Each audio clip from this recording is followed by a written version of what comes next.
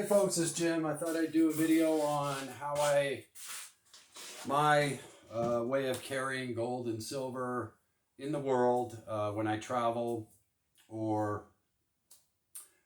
should SHTF WROL hit, some tips on how we might want to do this so we don't set ourselves up for being a target. And that's what this video is about. Now this necklace is by Manet, okay? And I built it myself. If you know who Manet is, then you know, world renowned, all 24 karat gold. Each one of these beads is 2.2 to 2.5 grams, and the main piece is well over 5 grams, okay? So I build this myself, and then I have more pieces I can add to it should I want to, should I be traveling somewhere that's more expensive versus something that's less expensive. But this is the way I normally keep it. This is substantial to get me in or out of someplace should I have a financial issue in that country. And I can delve out beads, say 2 or 3 beads on one side of it could get me 3 nights in a hotel while I wait for the rest of the beads to play for a flight out of the country and back home, and take care of my affairs, things like that. But also in SHTF WROL, the fact that it's on a leather strap and I let it hang out, get dusty and dull, so it's not shining pretty sparkly precious.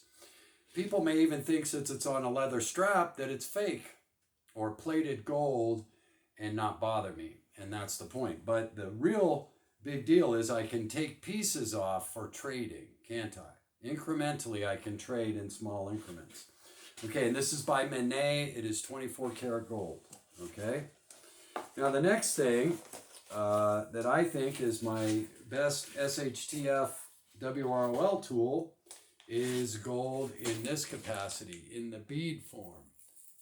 Okay, can you see that? All those little beads in there. So I can really delve this out incrementally at a trading post should SHTF WRL hit.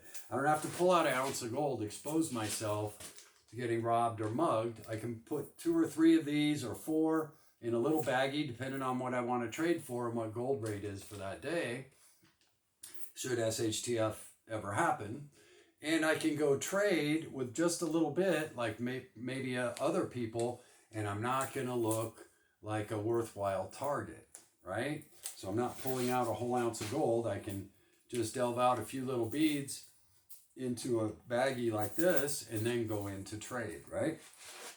So and any gold trader knows Manet, by the way.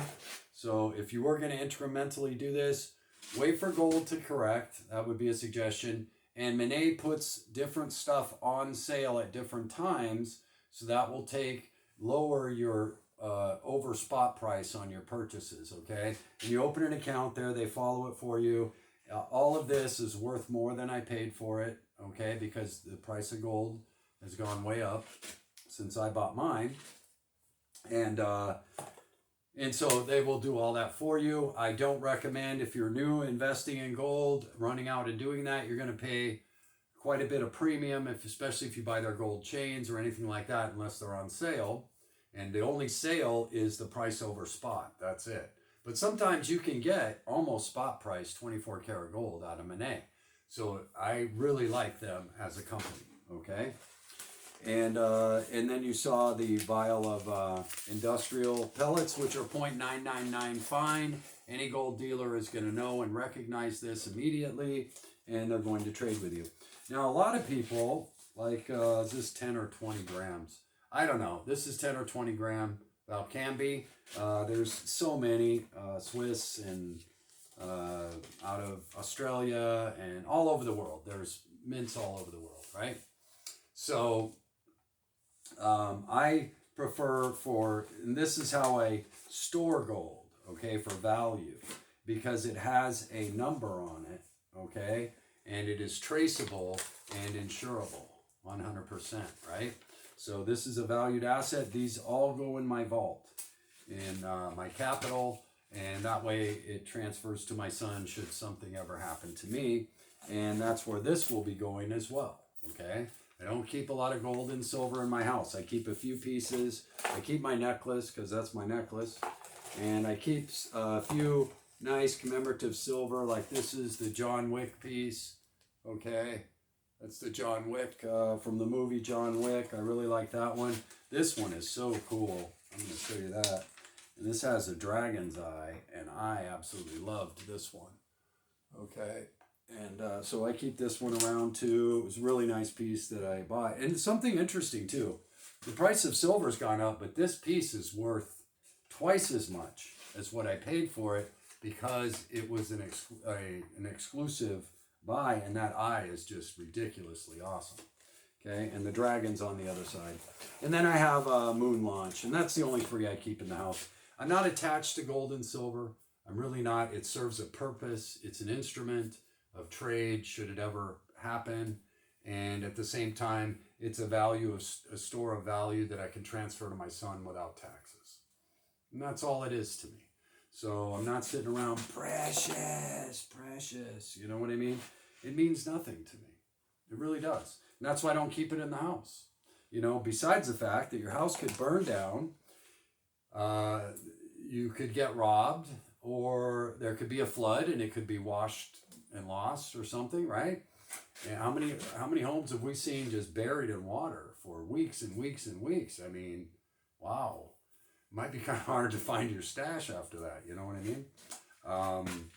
Or you could be robbed, you know, who knows? So, that's why I don't recommend keeping any amount of gold and silver in your home. I just don't. It's not worth the risk.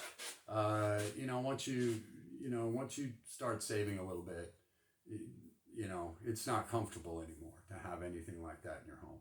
At least to me. I don't want it in my house. Not at my age, because I could die anytime. I'm 60. I'm in good health, no meds, all that stuff. But tomorrow is promised to no one, and I want life to be easy on my son. So he just needs to go to an office. He picks up a key, goes to the vault. They have a key, and the transfer is made. Very simple, right to his name. So, when you age, you start thinking about that. So those are my ideas about gold and silver. Build yourself a little necklace. So I can take, again, 3 of these beads can go to a motel stay and for food and motel coverage for a few days while I wait for a flight out, and use the other half in the pendant for my flight home, depending on where I am in the world, right? And I can add more to this.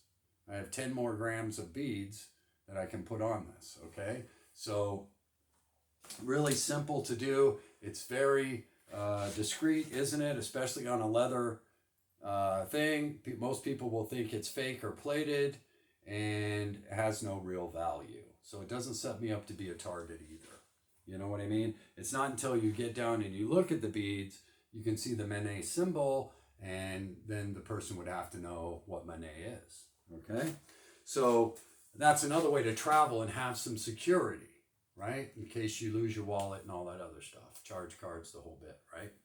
So that's what I wanted to share with you. And please be careful if you're going to start gold and silver stacking. Use your common sense, and please be careful about that. And again, I don't recommend keeping anything of value in our homes. They are fragile systems, aren't they? Fire, floods, earthquakes, whatever, we can die. I knew a guy who I knew had substantial gold and silver. He passed away. His kids never found it. Yeah, no kidding. I even told him, I said, man, I know your old man was a collector. You guys got to find this. And they said, Jim, we can't find it. Did he sell it before he died or trade it or something? I said, I don't know, but I don't think he was really proud of his collection. So I would look for it. But they sold the house and it went. I'll bet somebody found $100,000 in gold and silver in that house one day doing a remodel or something. You know what I mean? So please be careful. That's my experience with life to you that I've actually seen happen before. So, and that's why I don't keep it in my house. I just don't. It's not worth it. And it's not precious to me. It's just an instrument. That's all. An instrument of storing value. Belongs in a vault, not in my house. Hope you're all doing well, and life is being good to you. Jim out.